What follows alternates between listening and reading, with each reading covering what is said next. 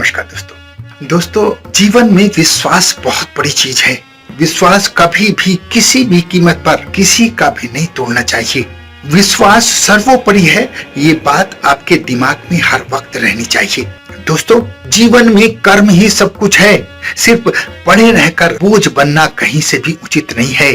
अच्छे से अच्छा प्यार करने वाला भी आपको दुत्कार देगा अगर आप काम नहीं करोगे। इसलिए कर्म प्रधान मानते हुए जीवन में हर वो जिम्मेदारी निभाने की कोशिश कीजिए जो आपकी है।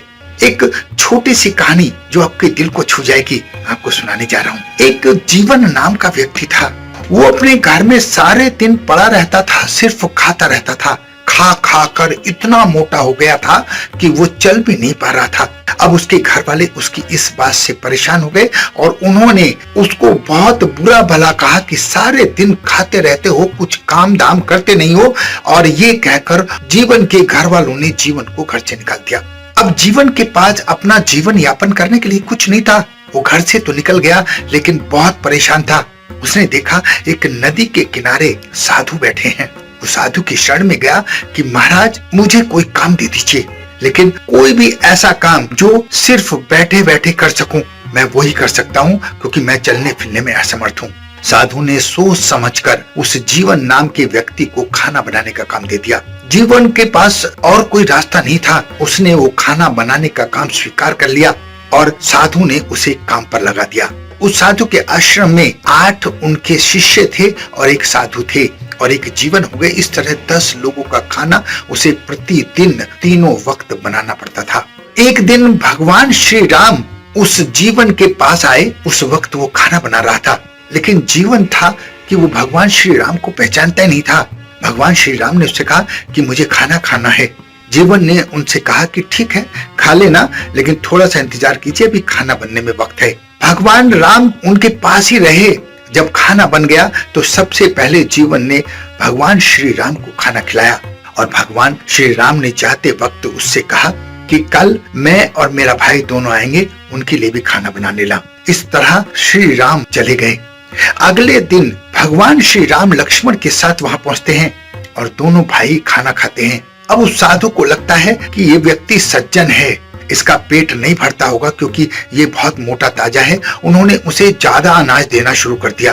भगवान राम अपने भाई के साथ आए और खाना खाया और फिर से विदा हो गए और उन्होंने कहा कि कल हम अपनी पत्नी और अपने भाई के साथ फिर से आएंगे और आप खाना बना लेना। अब जीवन परेशान हो गया कि इतना अनाज कहाँ से लाऊं। उसने साधु से कहा थोड़ा सा अनाज ज्यादा दे दीजिए। इस पर उस साधु को उस जीवन नाम के व्यक्ति पर शक हुआ कि कहीं ये अनाज बेच तो नहीं रहा है। पहले दिन तो इसने बहुत कम अनाज लिया था, फिर मैंने भी इसको अनाज ज्यादा दिया, अब ये और अनाज की डिमांड कर रहा है। उस शक की वजह से साधु महाराज उस जीवन पर नजर रखने लगे। जैसे ही वो खाना बना रहा था, भगवान श्री राम लक्ष्मण और सीता के साथ उसके पास आए और खाना खाने के लिए कहा। जीवन उन्हें खाना खिला ही रहा था कि वो साधु महाराज आ गए। जब साधु ने देखा कि भगवान श्री राम सीता लक्ष्मण सहित यहाँ पर उपस्थित हैं, तो उनके चरणों में गिर गया और उनके पैर धोकर पिए। जीवन ने पूछा ये कौन है? जब जीवन को बताया ये भगवान राम है। जब जीवन को पता चला भगवान राम और सीता लक्ष्मण को उन्होंने अपने हाथ से बना हुआ खाना खिलाया है, अपने हाथ से खाना खिलाया है, तो वो बहुत खुश हुआ और उनके चरणों में गिरकर अपनी गलती की क्षमा मांगने लगा कि प्रभु मैंने आपको पहचाना नहीं, मुझे माफ कर दीजिए। इस तरह उस साधु का भी उस जीवन नाम के व्यक्ति की वजह से उद्धार हो गया।